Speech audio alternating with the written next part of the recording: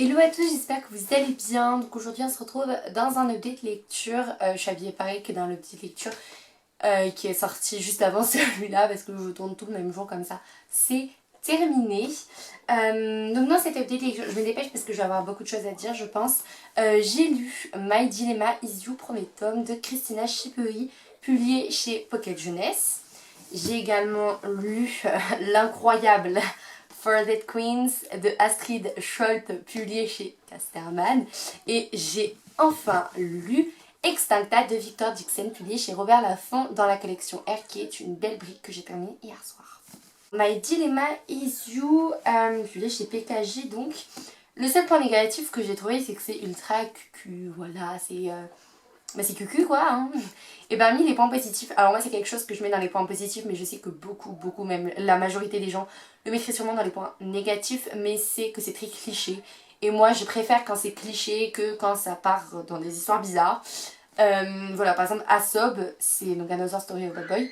Asob c'est très cliché et j'ai adoré les 3 tomes. Là c'est très cliché donc j'ai sûrement adoré les 3 tomes. Je vais pas lire le tome 2 et le tome 3 tout de suite parce que les romances c'est plus ce que j'aime lire en été.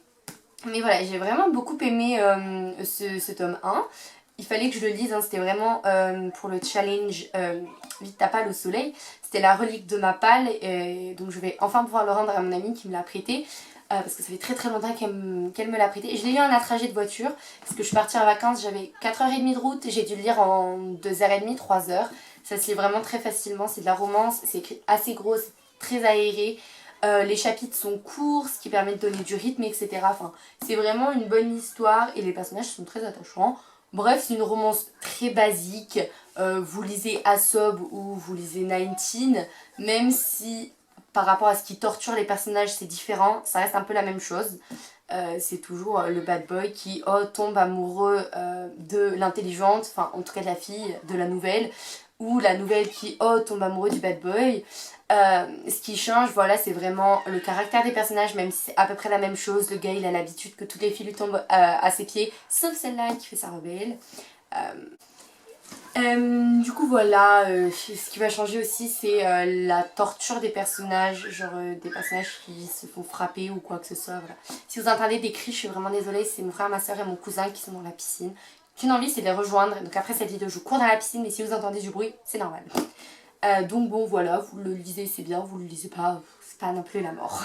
Donc For Dead Queens, et là je vais avoir énormément de choses à dire sur cette pépite. Du coup c'est écrit par Astrid Scholt et c'est publié chez Casterman, comme je vous l'ai dit au début. Il y a 570 pages, donc comme La Faucheuse tome 2, et je l'ai dévoré en 3 jours, comme c'était prévu selon mes petits post-it. Donc dans For Dead Queens, qu'est-ce qu'on va faire? Ah oui, je vous ai pas fait de résumé de My Dilemma Is You, parce que c'est une romance, donc c'est une fille qui déménage de LA à Miami et qui se fait torturer par le couple populaire du lycée et voilà. Sauf qu'elle est attirée par le bad boy. Voilà.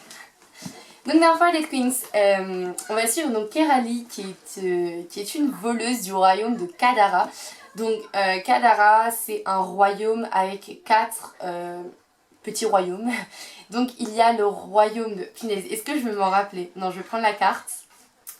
Alors, voilà, le royaume de Arkia qui est dirigé par la reine Iris. Donc Arkia, c'est tout ce qui est fait par l'homme. C'est en gros, vous avez 3 parties du royaume sur Terre et vous avez Arkia qui est une île à part.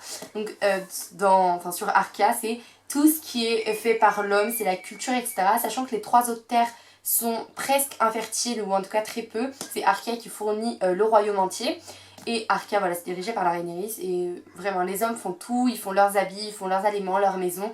Il n'y a rien qui est fait par nulle technologie. Ils n'ont pas le droit à l'électricité, ils n'ont pas le droit au radiateur. Enfin bref, vous avez compris.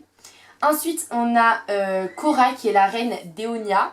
Donc Eonia, c'est le royaume assez froid, etc. qui m'a beaucoup fait penser au pôle dans la passe miroir. Donc là-bas, pour le coup, c'est technologie à fond, science à fond. Et il faut que tout le monde soit conçu parfaitement génétiquement. Donc en fait, ils choisissent, enfin, les sous-dirigeants d'Eonia choisissent une femme et un homme qui collent parfaitement, ou en tout cas le plus possible à 100%. Et ils les font faire un bébé, puis hop, ils repartent chacun de leur côté, et hop, il y a un nouveau bébé parfaitement conçu, etc. C'est que ça. Ensuite, il y a Marguerite qui est la reine de Thoria. Alors, Thoria, c'est un petit peu tout ce qui est commerce. C'est ceux qui gèrent les échanges entre les différents royaumes. Donc, c'est eux qui contrôlent tout le côté maritime. Donc, ils reçoivent les produits de Arkia. Et après, c'est eux qui dispatchent à Eonia et au troisième royaume qui s'appelle... ça commence par un L. Ludia, voilà. Donc voilà, eux c'est tout ce qui est commerce, etc. Et ensuite du coup il y a Stessa qui est la reine de Ludia. Et Ludia c'est le royaume, enfin la partie du royaume, avec tout ce qui est art, la musique, la danse. Pour eux, tous les jours c'est la fête, tout est une plaisanterie, tout est fait de folie et de beauté. Voilà, ils ont appris à voir le meilleur chez les gens, etc. Et donc nous on va suivre Kerali qui vient de Thoria, donc de la région maritime et qui est une voleuse au service de Machiel, qui est son mentor. Machiel que j'ai toujours envie d'appeler Michael. Et donc un jour Machiel va lui dire bah tiens va voler cet objet. Et en fait elle va ouvrir l'objet alors qu'elle n'a pas le droit, genre elle devait juste le voler et après le donner à Machiel pour qu'il le vende aux enchères. Sauf qu'elle l'a touché et qu'elle n'aurait pas dû voir les meurtres des 4 reines de Kadara, donc Cora, Iris, Marguerite et Stessa. Et donc elle veut se rendre au palais, donc à la ville de Concorde. C'est la ville entre Eonia, Thoria et Ludia. C'est la capitale, là où se trouve le palais et les 4 reines normalement qui ne sont pas mortes. Elle veut aller au palais et leur dire bah écoutez les gars, moi j'ai vu ça et je veux une récompense. Le problème c'est que pour avoir sa récompense, il faut qu'elle trouve qui est l'assassin. Donc il faut qu'elle essaie de trouver l'assassin, il faut qu'elle essaye de s'enfuir des prises de Machiel qui lui a planté un couteau dans le dos.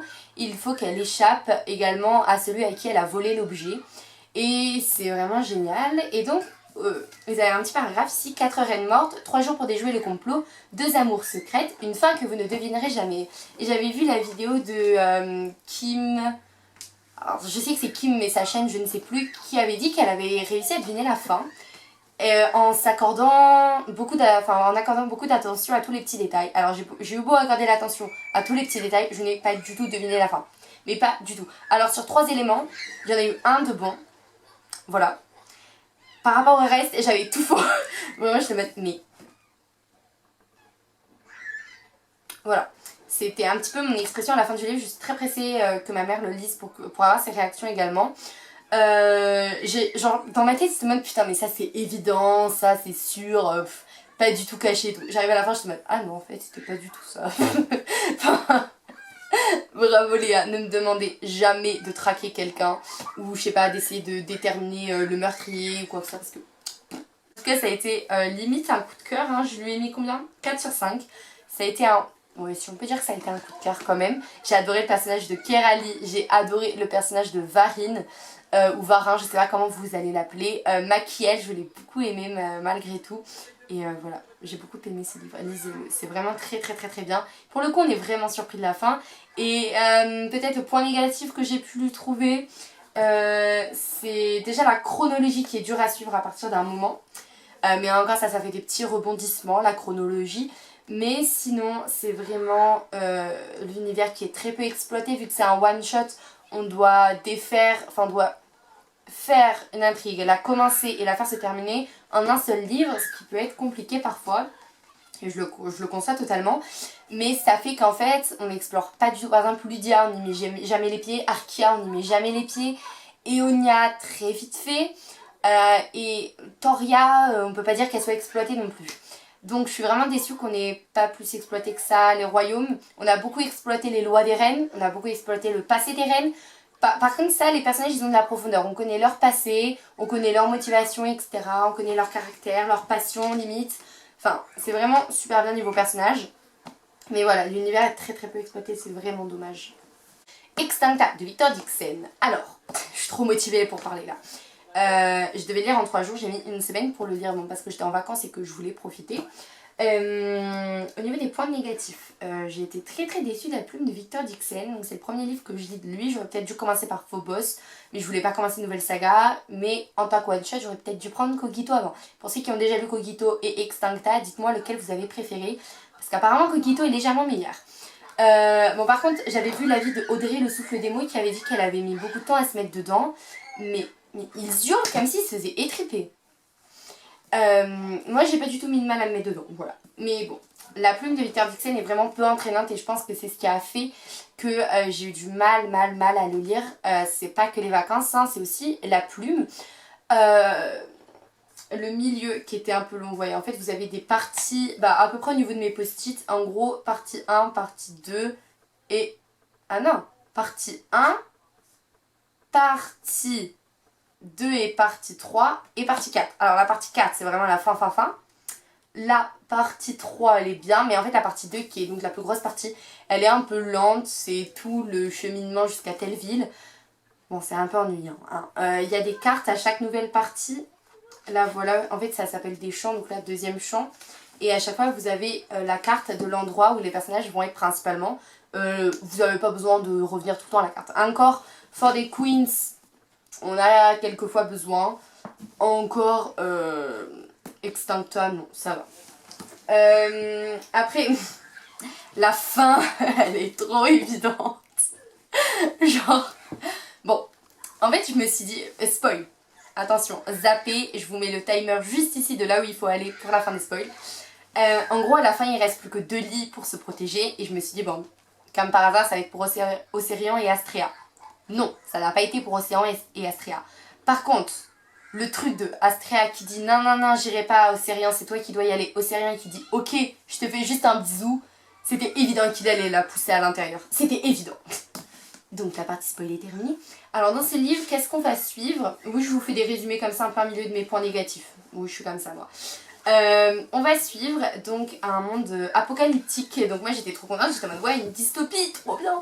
C'est sûrement la dystopie que j'ai le moins aimée jusqu'à aujourd'hui, bref. Donc c'est une dystopie écologique qui est donc quelques siècles après notre ère. Et en gros, il n'y a plus rien, il n'y a plus de technologie, il y a rien.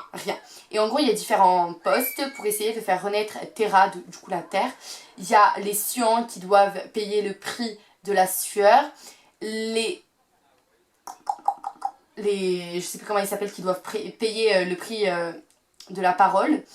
Les saignants qui doivent payer le prix du sang, c'est en gros les chevaliers. Et les apex qui doivent payer le prix de je sais plus quoi. Mais en soi, c'est juste des castes du plus haut jusqu'au plus petit, quoi. Et donc nous, on va suivre Astrea, qui est une suante qui rêve de devenir pleurante. Et les pleurants, c'est ceux qui versent le prix des larmes. Ils pleurent toute la journée. Et elle veut faire ça pour en fait se livrer à Terra, se livrer au culte de Terra, etc. Astrea, elle est très intelligente. Sa nourrice lui avait appris à lire. Donc elle sait lire le parler commun, mais l'ancien parle également. Donc en gros, notre langue. Et donc elle est très intelligente. Et on va suivre Océan qui est un apex. Donc les apex en gros c'est les régents de tous les royaumes de ce monde. Comment il s'appelle enfin, de Terra quoi. Voilà. Et en gros Océan, bon, je vous dis pas quoi, mais il a un petit handicap qui fait qu'il n'a pas sa place parmi les apex. Et on va suivre voilà, ces deux-là qui rêvent tous les deux d'être autre chose. Mais un événement va faire qu'ils ne vont pas pouvoir. Et voilà. Bon. La fin est un peu évidente. Mais il y a 2-3 trucs qui m'ont pas mal plu dans les retournements de situation. Les personnages étaient ultra attachants, vraiment. L'univers, pour le coup, est très très bien exploité. Et puis, voilà. Sur Goodreads, je l'ai pas encore noté, mais je vais lui mettre la note de 3. Parce que malgré le fait que ce soit peu entraînant et que quelques éléments de la fin soient évidents, ça reste vraiment super bien. C'est passer d'une bonne lecture à une très bonne lecture parce que l'univers est vraiment super, ça reste de la dystopie donc moi j'adore ça. Les personnages sont super attachants, j'ai beaucoup aimé le personnage de Morgane qui était mon personnage préféré dans le livre. J'ai énormément aimé le personnage d'Astrea et d'Océan également. Hein. Océan est un personnage torturé que j'ai énormément aimé du coup. Voilà, il y a une importance aussi par rapport à l'intelligence, par rapport au livre et par rapport au chant, donc qui sont mes deux passions. Du coup j'étais en mode il y en a un qui lit et l'autre qui chante, mais waouh. Voilà tout le monde, c'est la fin de cette vidéo, j'espère qu'elle vous aura plu. J'étais peut-être un petit peu moins vive que d'habitude. C'est parce que j'ai très chaud. Donc je vais filer dans ma piscine et vous dire à la semaine prochaine. Bisous.